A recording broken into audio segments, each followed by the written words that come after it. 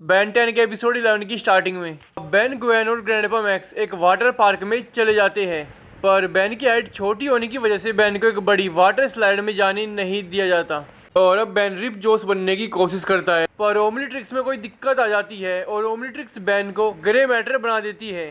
पर अब यहाँ एक आदमी ग्रे मैटर को देखकर इसको पकड़ लेता है और अब बेन ग्वेन ग्वेन चिल्लाने लगता है और ग्वेन ही सब देखकर उस आदमी का पीछा करने लगती है। पर अब ये आदमी जल्दी से अपनी गाड़ी में बैठकर यहाँ से निकल जाता है और अब ग्वेन और ग्रैंडपा मैक्स बेन को पूरे शहर में ढूंढने की कोशिश कर रहे हैं। घर पहुंचकर ये आदमी बेन को एक गिलास के डब्बे में रख देता है और मौका मिलते ही बेन इस गिलास के डब्बे को तोड़कर इस आदमी के फोन से ही ग्वेन को यहाँ का एड्रेस बताने लगता है। पर इससे पहले बेन यहाँ का पूरा एड्रेस बता पाता, बेन से वो फोन नीचे गिरकर टूट जाता है और अब आधा एड्रेस मिलने के बाद ग्वेन और ग्रैंडपा मैक्स उस एड्रेस से मिलते जुलते घरों में बेन को ढूंढने लगते हैं। दूसरी तरफ वो आदमी एक संस्था जिसका नाम द ऑर्गेनाइजेशन था, इनसे ग्रे मैटर की डील कर लेता है। दरअसल इस आदमी को खूब सारा पैसा और फेम चाहिए। बेन इसके घर की चिमनी से भाग रहा होता है और अब ये चिमनी के नीचे आग लगा देता है। आग के धुएं की वजह से बेन का दम घुट जाता है और वो नीचे गिर जाता है और अब ये बेन को पकड़ लेता है। अब इसके घर पे द ऑर्गेनाइजेशन के आदमी आ जाते हैं। ये लोग ग्रे मैटर को एक छोटे पिंजरे में डालकर और इस आदमी को कार में बिठाकर यहाँ से चल देते हैं और अब इनको ग्वेन और ग्रैंडपा मैक्स देख लेते हैं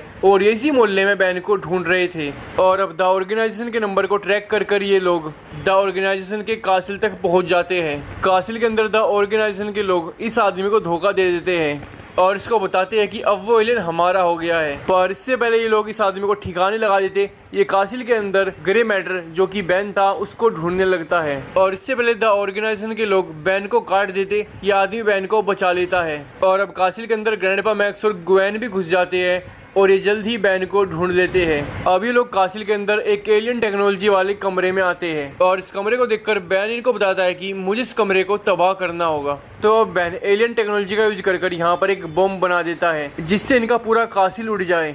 और अब बेन की बात मानकर ग्वेन और ग्रैंडपा मैक्स कासिल से बाहर जाने लगते हैं और इस बम को देखकर द ऑर्गेनाइजेशन के लोग भी सारे यहाँ से भाग जाते हैं। पर अब ओमनीट्रिक्स की पावर डाउन हो जाती है और बेन आखिरकार अपने असली रूप में आ जाता है।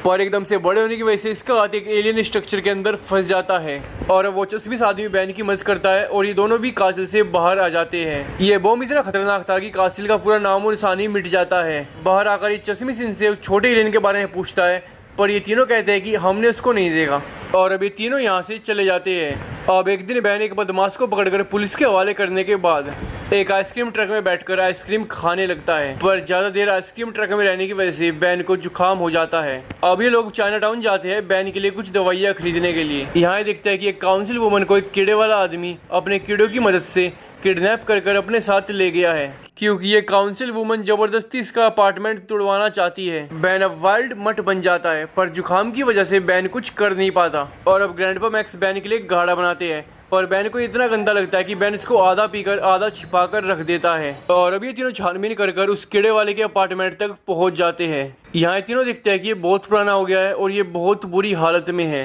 बेन अब फोराम्स बन जाता है और काउंसिल वुमन को कीड़ों से बचा लेता है।